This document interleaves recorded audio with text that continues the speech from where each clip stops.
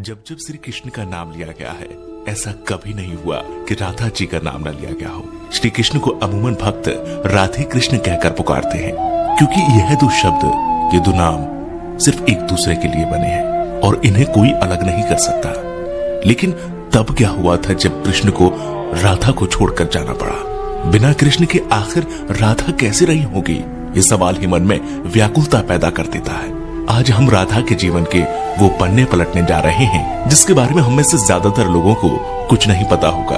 कृष्ण से राधा और राधा से कृष्ण को कोई जुदा नहीं कर सकता, लेकिन हालात और वक्त ने इन्हें भी नहीं बख्शा। यह हम सभी जानते हैं कि कृष्ण का बचपन वृंदावन की गलियों में बीता। नटखट नंदलाल अपनी लीलाओं से सभी को प्रसन्न करते तो कुछ को परेशान भी करते, लेकिन कृष्ण के साथ ही वृंदावन की खुशियां थी। कृष्ण ने अपनी बांसुरी की मधुर ध्वनि से अनेकों गोपियों का दिल जीता, लेकिन सबसे अधिक यदि कोई उनकी बांसुरी से मोहित था तो वो राधा थी। लेकिन राधा से कहीं ज्यादा प्यार कृष्ण उन्हें करते थे। राधा कृष्ण से उम्र में 5 वर्ष बड़ी थी, लेकिन फिर भी इस बात का फर्क न कृष्ण को पड़ा और न ही राधा को। राधा वृंदावन से कुछ ही दूरी पर रैपल्ली नामक गांव में रहती थी, लेकिन रोजाना कृष्ण की मधुर बांसुरी की आवाज से वो खिंची चली आती थी। कृष्ण का जीवन भी साधारण नहीं था। धीरे धीरे वह समय निकट आ रहा था जब कृष्ण को वृंदावन छोड़कर मथुरा जाना था। कृष्ण के दुष्ट मामा कंस का अत्याचार चरम सीमा पर पहुंच चुका था और एक दिन कंस ने उन्हें और उनके भ्राता बलराम को मथुरा आमंत्रित किया, और इसी बात से वृंदावन नगरी में सभी के भीतर एक डर पैदा हो गया। वृंदावन में मानो जैसे मातम सा छा गया था। माँ यशोदा तो परेशान थी क्योंकि उनका दिल का टुकड़ा उनसे दूर जा रहा था, लेकिन कृष्ण की गोपियां भी कुछ कम उदास नहीं थी।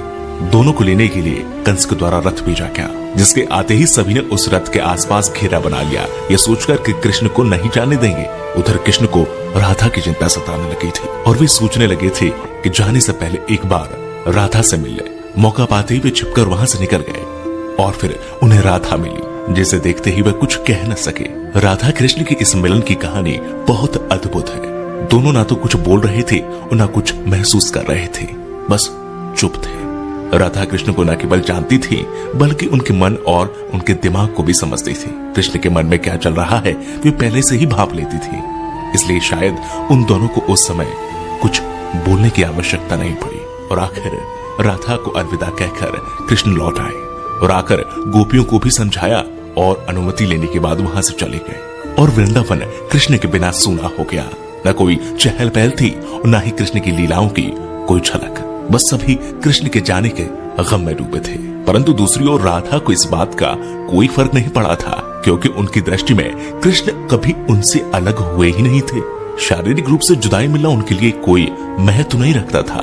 यदि कुछ महत्वपूर्ण था तो राधा कृष्ण का भावनात्मक रूप से हमेशा जुड़ा रहना। कृष्ण के जाने के बाद राधा पूरे दिन उन्हीं के बारे में सोचती रहती और ऐसे ही लंबा अरसा बीत गया। लेकिन आने वाले समय में राधा की जिंदगी क्या मोड़ लेने वाली थी, उन्हें इसका अंदाजा भी नहीं था। जो हर लड़की के साथ होता है वही राधा के साथ भी हुआ।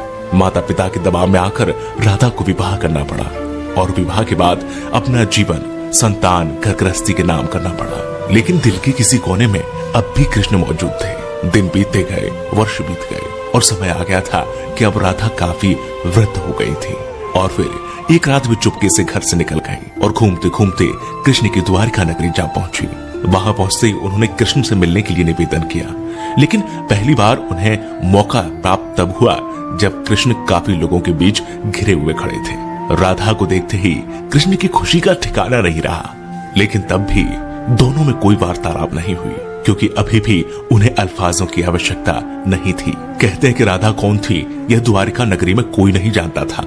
राधा के अनुरोध पर कृष्ण ने उन्हें महल में एक देविका के रूप में नियुक्त कर दिया। वे दिन भर महल में रहती, महल से संबंधित कार्यों को देखती और जब भी मौका मिलता दूर खड़े होकर कृष्ण के दर्शन कर लेती। लेकिन फिर भी न जाने क्यों राधा में धीरे धीरे एक भय पैदा हो रहा था, जो बीतते समय के साथ बढ़ता चला गया और उन्हें फिर से कृष्ण से दूर जाने का डर सता रहा था। उनकी भावनाएं उन्हें कृष्ण के पास नहीं रहने देती। साथ ही बढ़ती उम्र भी अब उन्हें कृष्ण से दूर ले जा रही थी।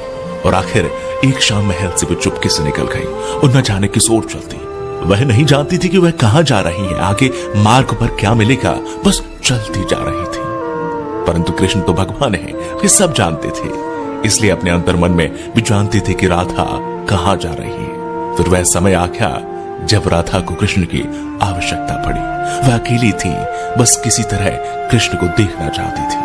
और जैसे ही यह तमन्ना उनके मन में आई, कृष्ण उनके सामने प्रकट हो गए। कृष्ण को अपने सामने देखकर राधा खुश हो गई। परंतु दूसरी ओर वह समय निकट आ गया था जब राधा अपने प्राण त्याग कर दुनिया को अलविदा कहना चाहती थी।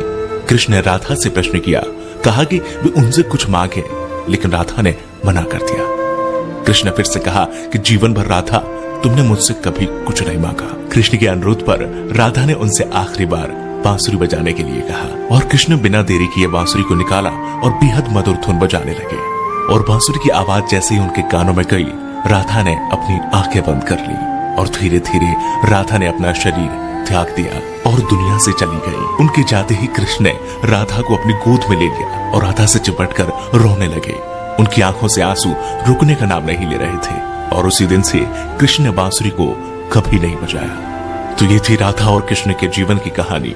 अगर आपको पसंद आई है तो इसे लाइक करें, शेयर करें, कमेंट करें और हाँ, अगर आप हमारे चैनल में नए हैं तो हमारे चैनल को सब्सक्राइब जरूर करें। साथ ही